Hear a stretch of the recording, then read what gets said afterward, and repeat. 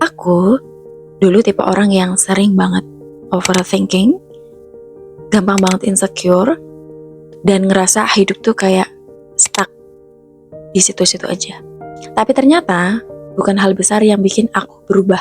Justru hal-hal kecil yang konsisten aku lakukan setiap hari. Jadi kalau kamu lagi ngerasa lost di usia 20-an, video ini cocok banget buat kamu. And let's grow together. Hai, aku Nia, welcome to my YouTube channel. Di video kali ini aku bakal share sesuatu hal yang bikin merubah hidup aku di umur 20-an. Tapi sebelum itu, jangan lupa subscribe dulu channel aku, biar kamu gak ketinggalan video self-growth lainnya. Let's talk about the habits that change my life. Dulu, aku sering banget bangun siang, scrolling HP, langsung buka sosial media, dan hasilnya mood aku seharian itu berantakan, teman-teman. Tapi sekarang aku punya morning routine. Gak perlu ribet kok, cuma bangun lebih awal tanpa buka HP. Dan setelah bangun, biasakan untuk minum air putih dulu teman-teman. Dan karena aku punya kebiasaan untuk selalu minum kopi di pagi hari, aku akan buat kopi.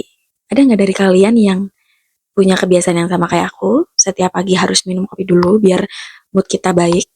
Coba komen di bawah ya.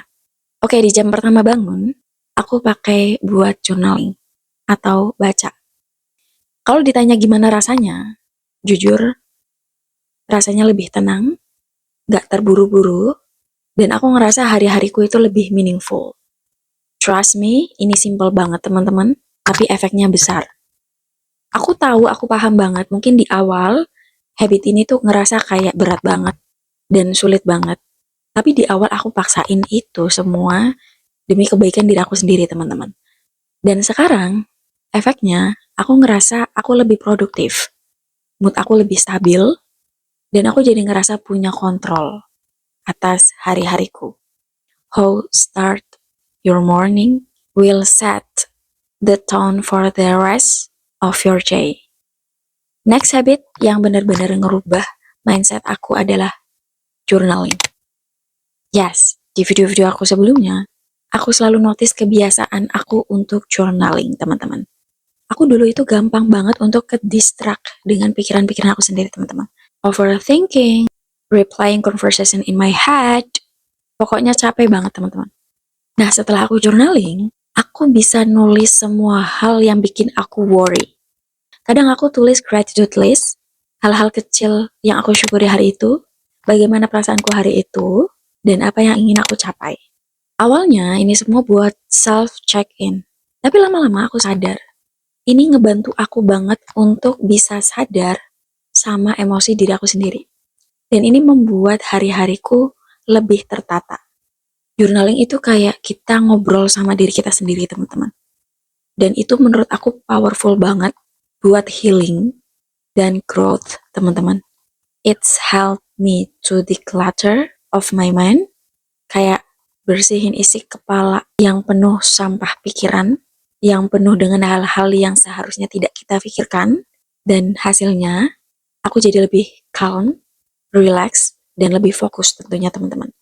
Next, ini adalah salah satu hard lesson di usia 20-an. Membiasakan untuk saying no. Dulu, aku tuh takut banget untuk nolak orang, teman-teman. Mau diajak untuk nongkrong, padahal aku lagi capek dan aku iyain, disuruh bantu ini itu, dan aku nggak bisa nolak. Dan pada akhirnya aku burn out, teman-teman. Tapi sekarang, aku membiasakan untuk bisa saying no. Aku belajar bahwa saying no is a form of self-love, teman-teman. Kita gak egois kalau nolak sesuatu yang sebenarnya gak sesuai dengan value kita, teman-teman. Believe me, setting boundaries itu penting banget, teman-teman. It makes you healthier and happier. Next habit, reading.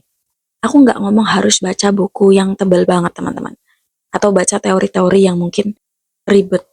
Atau mungkin teori-teori yang banyak, teman-teman.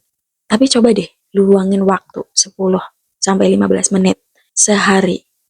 Misalnya bisa dengan buku self-growth, novel, atau mungkin artikel yang inspiratif buat kalian.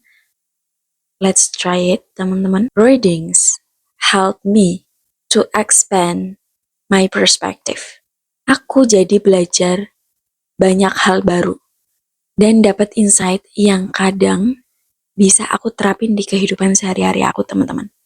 Buat aku, reading itu kayak recharge otak.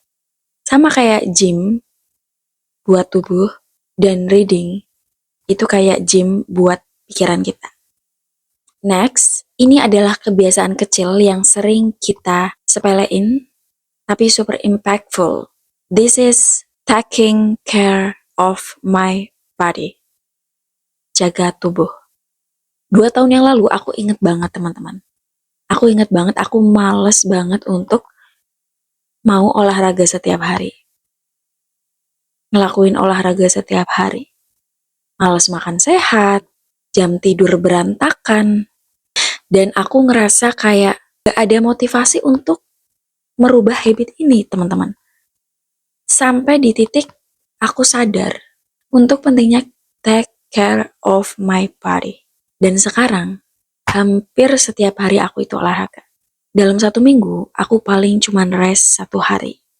And then, aku makan lebih banyak protein. Sekarang, aku tidur cukup. Sound clinch, but it really change everything, teman-teman. Sekarang aku ngerasa badanku kayak lebih fit, mental lebih stabil, dan tentunya aku jadi lebih percaya diri, teman-teman. Trust me, taking care of your body sama dengan taking care of your future, teman-teman. And then habit yang terakhir, positive self-talk. Aku dulu sering banget overthinking, selalu nyalahin diri sendiri. Tapi sekarang, aku belajar untuk switch dengan kalimat positif. Kayak, hey, you are amazing. You are beautiful. You are smart. It's gonna be okay. I'll be fine. You can do this. Dan ini lama-lama jadi mekanisme self-healing buat aku, teman-teman. Self-talk positif bikin aku lebih damai dan percaya sama proses. So, itu tadi kebiasaan-kebiasaan kecil yang benar-benar mengubah hidup aku di usia 20-an. Ingat ya, kamu nggak harus langsung perfect, teman-teman. Mulai dari satu kebiasaan kecil dulu dan terus konsisten. Perubahan besar itu datang dari hal-hal kecil yang kita lakukan konsisten, teman-teman. Dan kalau kamu juga punya kebiasaan kecil yang bisa ngerubah hidup kamu, please share di kolom komentar.